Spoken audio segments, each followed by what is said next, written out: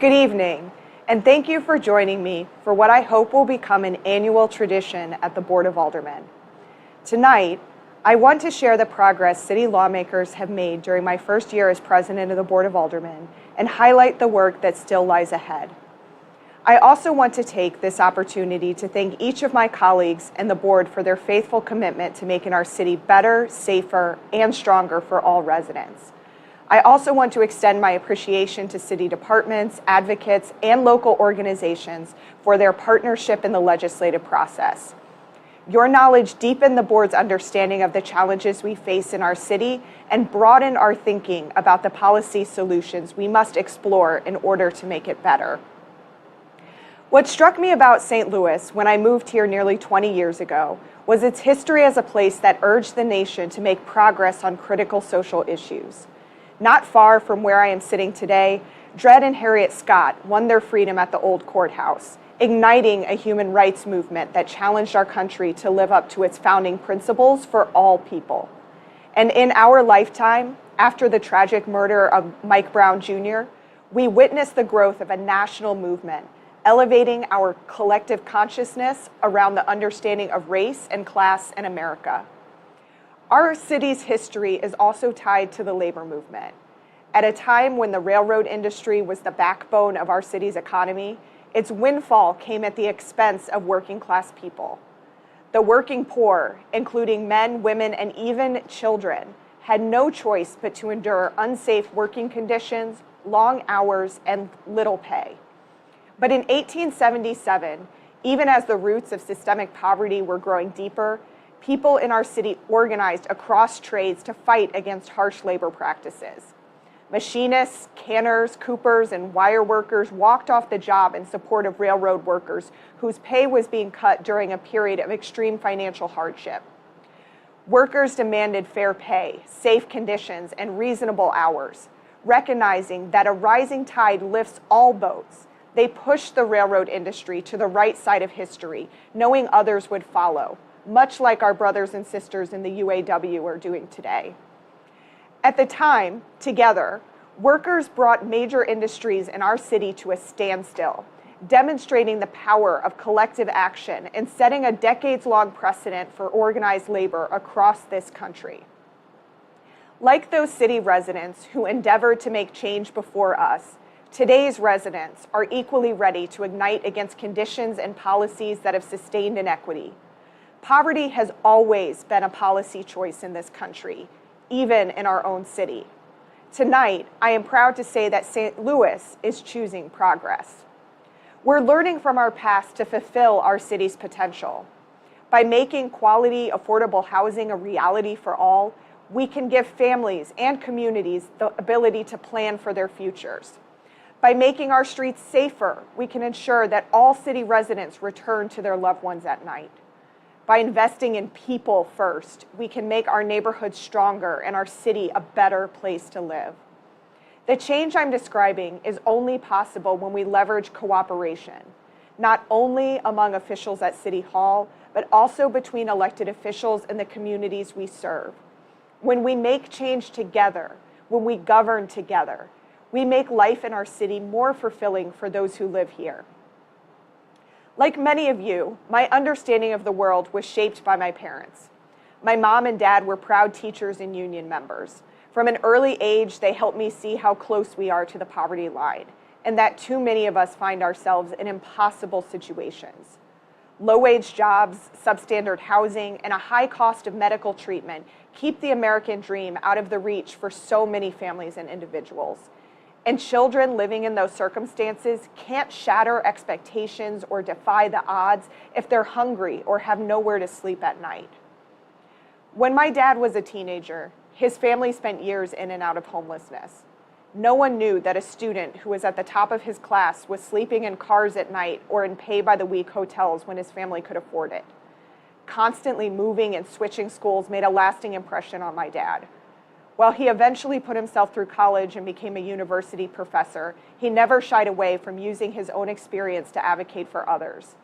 My dad broke the cycle of poverty in his family, making sure the next generation, me, had the stability and access to opportunities he never had. I'm grateful for how things turned out, and I'm incredibly proud of my dad. But I'm also aware that his story, one that we often hold up as an example, is the exception rather than the rule. For most of us, self-reliance isn't enough on its own to overcome the compounding nature of poverty. Those of us who are fortunate enough can turn to our families and communities for help. But those who can't, I believe we still have an obligation to build a pathway out of poverty for them, one that begins with stable housing. Stable housing is the baseline for economic mobility, but a lack of affordable housing continues to be a growing problem for many residents.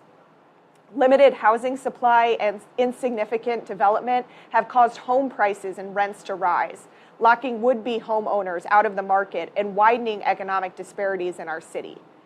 56% of our residents are renters, and for them, the threat of eviction is an unsettling reality. More than 1,200 residents find themselves without a place to live, and with only 12 shelters in our city, it takes an average 400 days for an individual to secure permanent housing. Older residents struggle to maintain their homes, often on a fixed income. Expensive repairs mean those residents are faced with leaving their homes or living in substandard housing. And here in our city, 1 in 5 public school students are unhoused or face housing insecurity, meaning some students have difficulty prioritizing their education, a factor we know is a key determinant of economic opportunities and health outcomes. Knowing this, the board established a Right to Counsel program earlier this year. Right to Counsel levels the playing field in eviction cases by giving tenants access to legal representation. That program ensures renters who qualify maintain their housing by putting an end to unnecessary evictions and the irreparable harm created by an eviction record. I want to thank my colleague, Alderwoman of the 10th Ward, Shamim Clark-Hubbard, for her leadership on this bill. After the winter recess, we will build upon her work by creating a rental registry program, allowing us to hold landlords accountable for the properties they own and manage. And we'll go further by creating an impacted tenant fund for renters facing eviction because their landlord has failed to maintain safe living conditions. Renters should not bear the financial burden of displacement because of their landlord's negligence. Earlier this year, I promised this would be the year of the tenant, and I meant it. The board also created a city's first guaranteed basic income pilot program to provide a financial cushion to families enrolled in St. Louis public schools. 64% of Americans do not have enough money on hand to cover a $400 emergency expense, meaning most of us are just one medical emergency, costly repair, or traffic ticket away from having our lives upended. Families in this pilot program will receive 18 monthly payments of $500. Studies show that families use these payments to subsidize the cost of housing, pay down debt, or pursue higher paying jobs. I want to commend Mayor Jones and Treasurer Lane for championing and administering this program. And I'm happy to say tonight that the first payments are scheduled to reach families ahead of the Christmas holiday.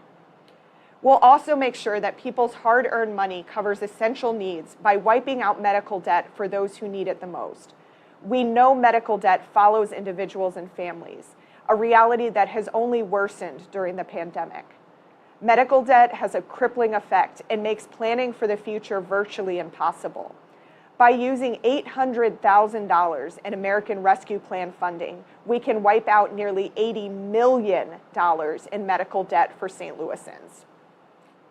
This policy builds upon recent federal rules, which bar unpaid medical bills from affecting people's credit scores, and it guarantees that no one in our city will have to choose between covering their rent or mortgage payment or paying down debt from unnecessary medical treatment. Along these efforts, the board is taking steps to increase affordable housing in our city. Last month, the board approved more than $18 million from the U.S. Department of Urban Development. Nearly $15.5 million, which has been set aside for affordable housing development, housing preservation, and critical home repair programs, all of which keep people housed and keep properties from falling off the market. We all know the role that short-term rental properties play in our neighborhoods.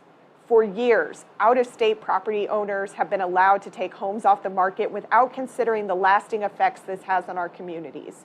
With new regulations approved by the Board of Aldermen earlier this year, our city can better manage their impact and hold large landlords accountable when mismanagement of their properties disrupt our neighborhoods.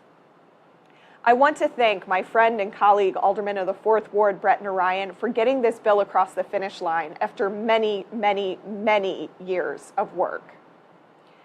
As we pursue policies that keep people in their homes and expand access to affordable housing, we must remain equally committed to building a pathway toward housing for those without a place to live. We need to recognize that 12 shelters in our city is not enough to meet the needs of our unhoused population, particularly during the winter months. And we need to understand that finding a permanent home is a process for those with low wages, who have suffered domestic abuse, who are battling substance abuse, and who have been crippled by debt. Any one of these issues can be difficult to recover from on their own, and without housing, they are virtually impossible to overcome. Low barrier alternatives like safe camping areas provide stability as individuals wait for shelter space to become available or as they work toward permanent housing. Established alternatives to unintentional encampments are a critical part of a graduated approach toward permanent housing. Unintentional encampments are often unsafe because they lack basic and essential resources, but they will continue to form until we create better alternatives. A safe camping program would provide clean toilets, hand washing stations, showers, supportive services, and security.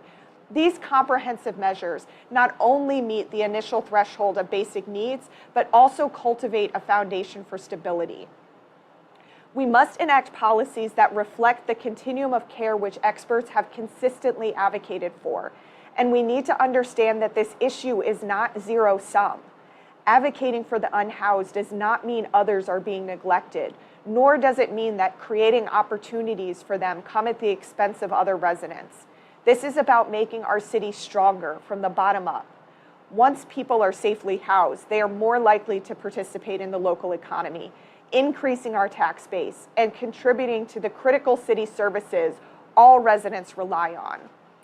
The Unhoused Bill of Rights was a critical stepping stone that brought us to this point. I want to thank Alderwoman of the 7th Ward, Alicia Saunier, for seeing this for what it is, an opportunity to build bridges.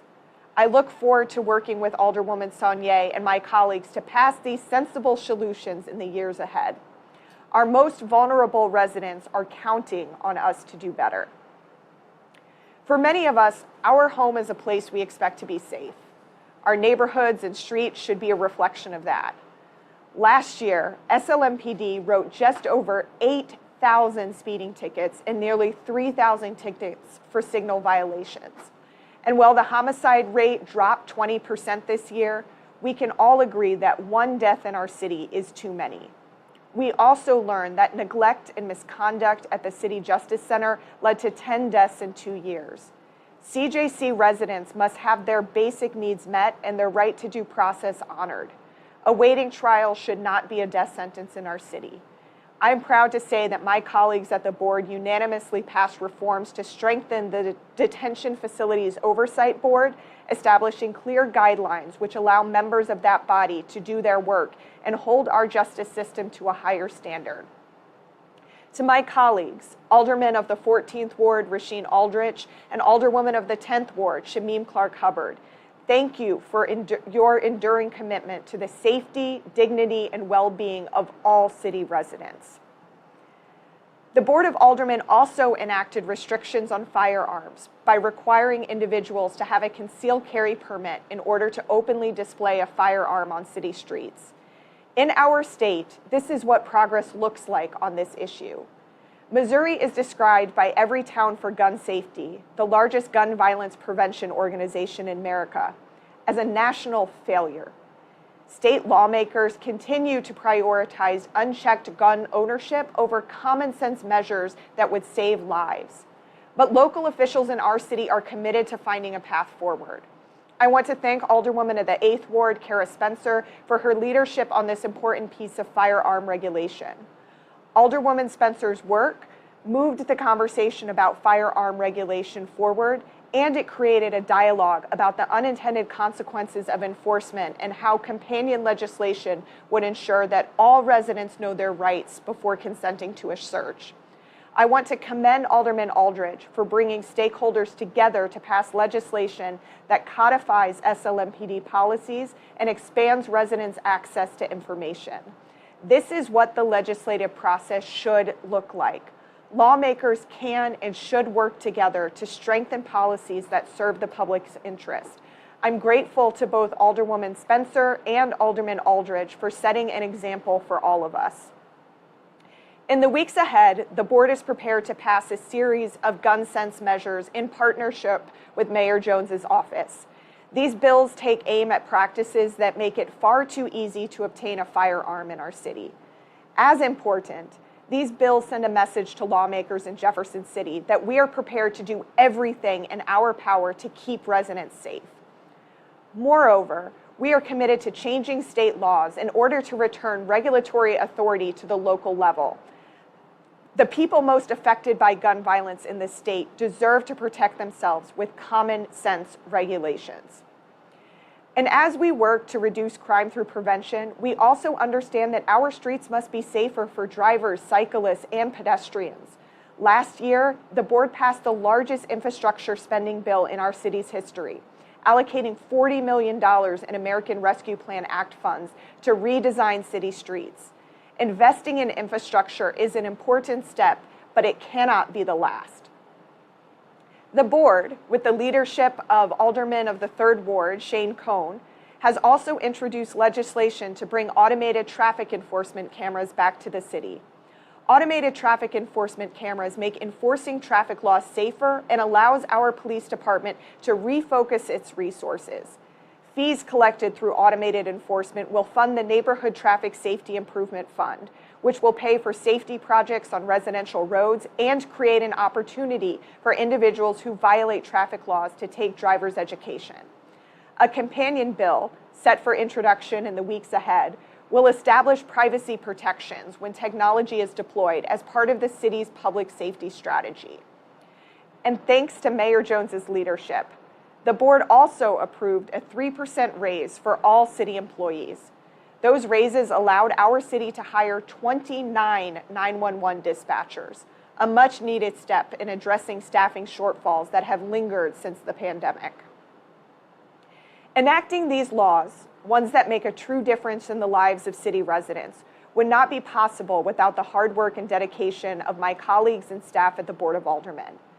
During my first 5 months as president, we worked together to transform the board from 28 to 14 members and establish new rules to govern the new legislative body. Just as important, we focused on properly staffing the Board of Aldermen to ensure that lawmakers stay connected with constituents while managing an ambitious agenda.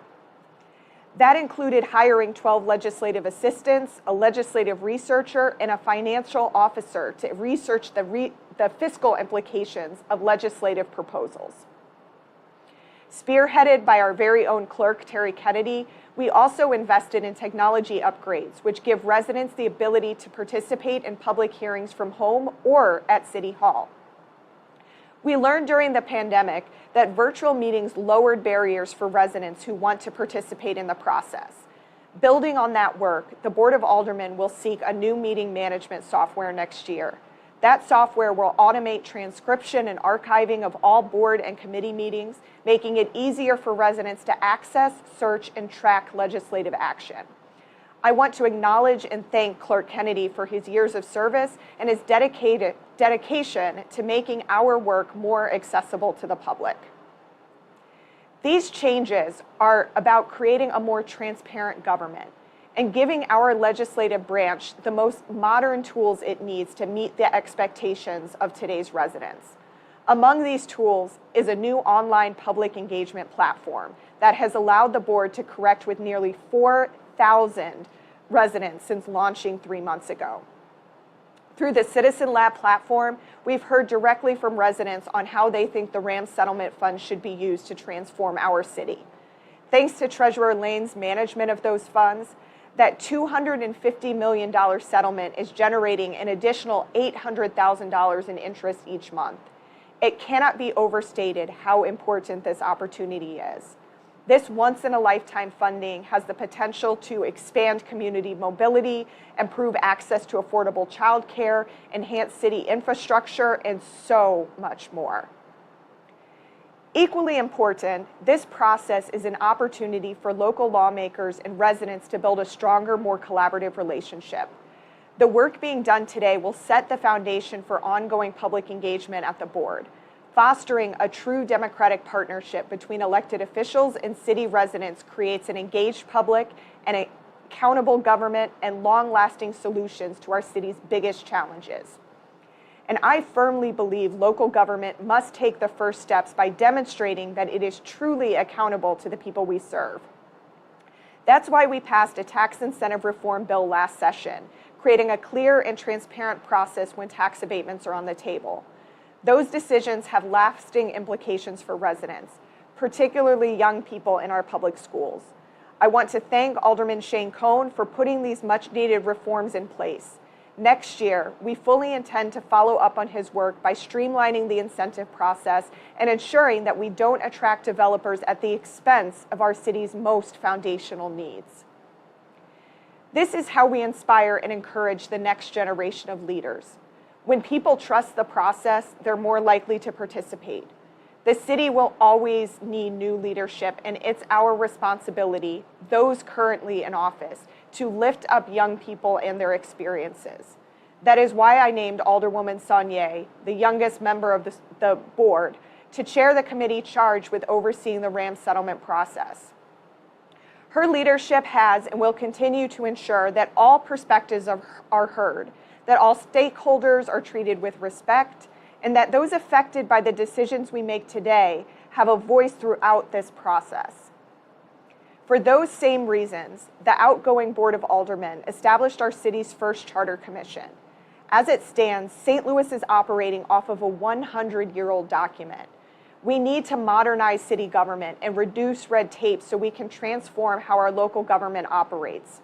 Centering residents in that process builds a stronger working relationship between the public and their local government and ensures that our city charter meets the needs of the people it is designed to serve.